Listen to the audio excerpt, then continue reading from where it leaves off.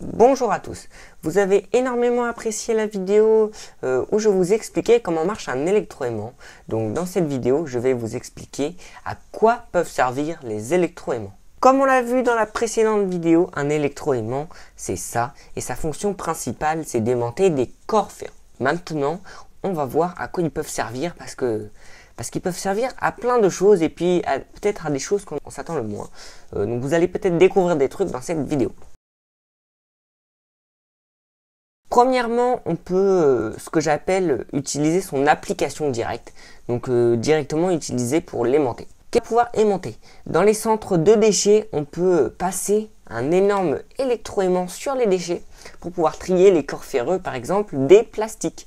Et ça, c'est extrêmement utile pour pouvoir trier les déchets. On retrouve ça donc dans les centres de déchets pour les trier. Ensuite, à quoi peuvent-ils servir? Ils peuvent servir à des utilisations, ce que j'appellerais dérivées, c'est-à-dire qu'on ne va pas utiliser directement la fonction principale. Donc, ils peuvent servir à retenir les portes. Ça, donc c'est un électroaimant pour retenir les portes que j'ai récupéré. Ici, on a l'électroaimant et ici, on a l'arrivée du courant. On y met donc ce courant. Sur la porte est attaché un bout de métal. Quand on va faire passer ce courant, vous avez donc compris, ça va aimanter le bout de métal sur la porte et donc retenir la porte. Ce petit bouton, si on appuie dessus, il coupe l'électricité et donc ça ferme la porte. C'est extrêmement utile ce petit outil. Vous en trouverez sûrement dans les centres commerciaux, dans les établissements publics, etc. Les électroaimants, ils peuvent servir à quelque chose qu'on a un petit peu de partout, à faire des moteurs électriques. En fait, le principe d'un moteur électrique, c'est essentiellement de faire passer du courant dans une bobine. La bobine, je ne sais pas si vous la voyez, on la voit un petit peu par là, c'est pas bien grave. Donc le principe, c'est qu'on fait passer un courant dans cette bobine. Cette bobine va donc produire un champ magnétique. Et donc sur le bord de notre moteur, on a des aimants ici. Ce qui fait que deux aimants vont être en contact et vont se repousser. Ce qui fait que ça va faire tourner le moyeu du moteur. Ça, c'était le principe d'un moteur. Et donc là-dedans, en fait, on y retrouve un électroaimant. Voici cette chose. Cette chose, vous la trouvez peut-être un petit peu bizarre, mais je l'ai récupérée dans une serrure. Eh bien oui, dans une serrure, on peut récupérer ça. Pour vous expliquer un petit peu, je vais d'abord vous expliquer comment marche une sonnette. Ça, on peut aussi le retrouver dans une sonnette. Le principe de cet élément, c'est qu'on va y mettre du courant électrique donc sur ces deux bornes. Là, on a des bobines de cuivre. L'électricité va passer dans ces bobines et va aimanter le corps ferreux qui est à l'intérieur. Ce corps ferreux, il va automatiquement descendre, comme ceci. Et on voit qu'ici, ça monte cette partie. Sur une sonnette électrique, on va envoyer du courant une fois sur deux.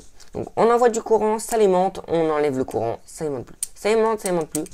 Vous avez compris. Ça va donc appuyer sur la sonnette et ça va faire gling, gling, gling, gling, gling, gling, gling, comme ceci. Donc cet élément, je vous ai dit que je l'ai trouvé dans une serrure. Dans une serrure, ça peut tout aussi bien marcher. Le principe, c'est qu'en fait, si on va envoyer du courant ici, ça va faire monter cette pièce et ça va débloquer la serrure. Donc autrement dit, ça va l'ouvrir. Donc on va l'ouvrir à l'intermédiaire par exemple de l'interphone. Quand quelqu'un sonne chez vous, un livreur pour pouvoir entrer, et vous appuyez sur le bouton ouvrir et en fait ça va faire quoi? Ça va envoyer le courant dans ces bobines qui va aimanter cette petite pièce, ça va lever et ça va lever le verrou. Pour que vous compreniez un petit peu mieux, donc j'ai réussi à récupérer quelque chose. Donc en fait c'était une caisse enregistreuse, mais donc vous allez très bien voir le fonctionnement parce que c'est exactement le même que celui-ci et donc ça vous permettra de mieux comprendre. Voilà, donc ça c'est la caisse enregistreuse que j'ai trouvée. On a ici donc le tiroir pour ranger l'argent. Mais ce qui est intéressant dans cette caisse enregistreuse, c'est qu'on a tout un système pour pouvoir l'ouvrir automatiquement. Donc ce système, je vais vous le montrer. Donc j'ai déjà enlevé les vis pour pouvoir voir un petit peu l'intérieur. Et voici ce qu'on y trouve. Ici, on a une bobine de cuivre. Donc comme je vous avais montré précédemment. Voilà, donc ça, c'est celle que je vous avais montrée. Ici, on a exactement le même système. Vous voyez qu'ici, on a l'électricité qui arrive avec un fil rouge et un fil blanc. Donc le fil de plus, le fil de moins. Cette électricité, elle rentre dans cette bobine. C'est exactement le même système. Cette bobine, on la voit juste ici. Quand on y fait passer le courant dedans, on voit que ça attire cette pièce. Donc si on y met du courant, tac, ça attire. Et ça lève ce petit crochet. Et ce petit crochet, il est très important parce que regardez, quand on vient pousser le tiroir jusqu'au bout, en fait, ce qui va se passer, c'est que le crochet qui est ici, il va venir se mettre dans cette tige. À ce moment-là, on ne pourra plus ouvrir le tiroir.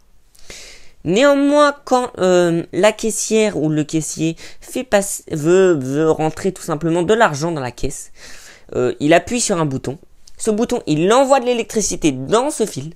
Ce fil, il va dans la bobine. La bobine, elle attire le corps ferreux. Ça ouvre le crochet et ça libère en fait tout simplement le tiroir. Donc là, je vous ai expliqué le principe de cette caisse enregistreuse, mais donc ça marche exactement pareil. Comme je vous ai dit, par exemple pour les serrures, mais ce système, on peut le retrouver à plein d'endroits pour pouvoir faire une action que l'on veut. Pour déplacer un objet, vous voyez quand on fait ça, ça lève quelque chose. Donc on peut imaginer plein de trucs avec ça. Cette vidéo est déjà terminée, j'espère qu'elle vous aura plu. N'hésitez pas à vous abonner et à mettre un pouce bleu en dessous de cette vidéo.